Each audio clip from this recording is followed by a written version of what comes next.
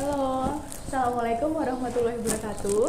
Perkenalkan saya Dr. Halisa, dokter internship di Puskesmas Jagoan. Kali ini saya akan menjelaskan mengenai apa itu hipertensi, dimulai dari definisi gejala, lalu apa yang harus dilakukan ketika Anda mengalami hipertensi, serta bagaimana untuk pencegahan hipertensi.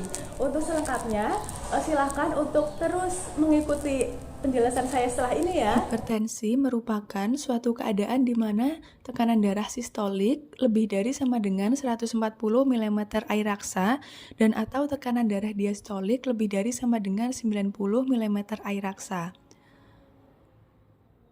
Penyakit ini sering disebut dengan silent killer karena sering tanpa gejala atau keluhan sehingga penderita tidak tahu kalau dirinya mengidap hipertensi. Tetapi kemudian penderita sudah mendapatkan penyakit penyulit atau komplikasi dari hipertensi.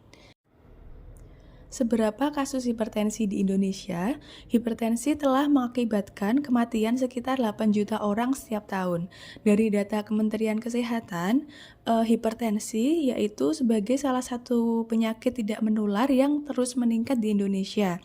Datanya yaitu 34,1% PTM didominasi oleh hipertensi pada tahun 2020. Hipertensi dibedakan menjadi dua kelompok, yaitu hipertensi esensial dan hipertensi sekunder. Hipertensi esensial yaitu hipertensi primer yang tidak diketahui penyebabnya. Jumlahnya yaitu 90% dari kasus hipertensi. Sedangkan hipertensi sekunder, penyebabnya dapat ditentukan, yaitu seperti kelainan ginjal, gangguan tiroid, atau penyakit kelenjar adrenal. Lalu, terdapat klasifikasi dari hipertensi menurut International Society of Hypertension Global tahun 2020 yang dibedakan menjadi normal, normal tinggi, hipertensi derajat 1, dan hipertensi derajat 2. Lalu bagaimana kita tahu bahwa kita mengalami hipertensi? Untuk menegakkan diagnosisnya akan dilakukan pengukuran tekanan darah minimal 2 kali dengan jarak 1 minggu. Faktor risiko dari hipertensi yaitu beberapa keadaan yang dapat meningkatkan kejadian hipertensi pada seseorang. Dibedakan menjadi dua, yaitu risiko yang dapat dimodifikasi dan tidak dapat dimodifikasi. Untuk risiko yang tidak dapat dimodifikasi seperti umur, lalu riwayat keluarga atau genetik, dan juga jenis kelamin. Lalu risiko yang dapat dimodifikasi yaitu obesitas, lalu merokok, kurangnya aktivitas fisik, psikososial dan juga stres, lalu konsumsi garam yang berlebihan, konsumsi alkohol yang berlebihan, dislipidemia atau terjadi peningkatan kadar lemak atau kolesterol dalam darah, dan juga diet yang tinggi lemak. Apa saja gejala dari hipertensi? Tidak semua penderita hipertensi ini mengalami gejala atau keluhan.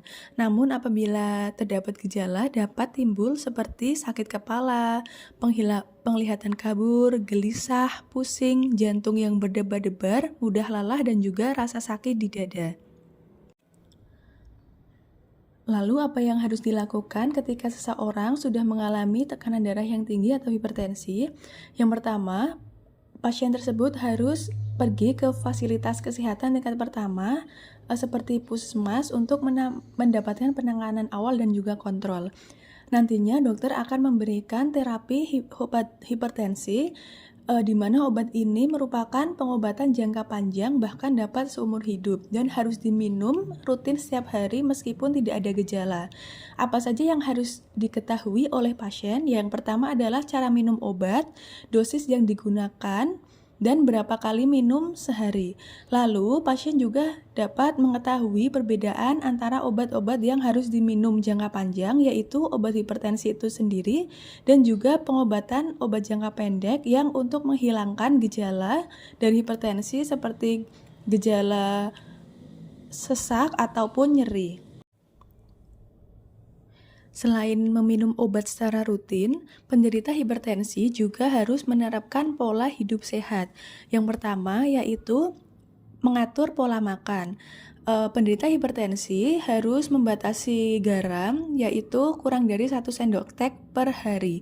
Lalu batasi gula, yaitu kurang dari 4 sendok makan per hari. batasi makanan berlemak atau yang digoreng kurang dari 5 sendok makan minyak per hari, dan perbanyak buah-buahan dan juga sayur-sayuran 5 porsi dari buah dan sayuran per hari. Selain meminum obat secara rutin, penderita juga dianjurkan untuk melakukan latihan fisik. Latihan fisik yaitu suatu bentuk aktivitas yang terstruktur dengan melibatkan gerakan tubuh secara berulang-ulang. Jadi, aktivitas sehari-hari seperti mengepel, menyapu, ataupun mencuci baju bukan termasuk latihan fisik. Untuk frekuensi, dapat dilakukan 3-5 kali latihan per minggu, dan bila kondisi kesehatannya memungkinkan dapat ditingkatkan menjadi 5-7 kali per minggu. Untuk tipe atau jenis latihan disarankan untuk olahraga yang sifatnya aerobik seperti jalan santai, lari, yoga, berenang, dan juga bersepeda santai. Untuk intensitasnya yaitu latihan intensitas sedang. Bagaimana kita mengetahui kita melakukan latihan intensitas sedang? Yaitu dengan mengukur denyut jantung maksimal, atau ciri-cirinya kita masih dapat berbicara ketika melakukan latihan. Denyut jantung kita terasa semakin cepat dan kita mengeluarkan keringat.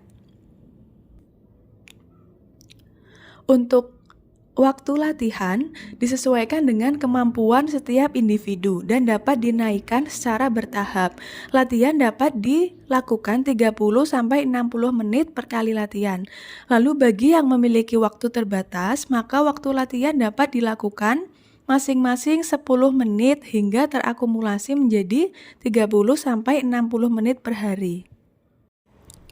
Lalu bagaimana cara untuk mencegah hipertensi? Pencegahan penyakit hipertensi dapat dilakukan dengan memodifikasi faktor risiko yang dapat diubah, yaitu dengan menerapkan pola hidup sehat. Yang pertama, kita harus mempertahankan berat badan yang ideal. Setelah itu, kita juga harus melakukan aktivitas fisik minimal 30 menit per hari, lalu mengurangi asupan garam, mengurangi stres, lalu memeriksa tekanan darah secara rutin dan berhenti merokok.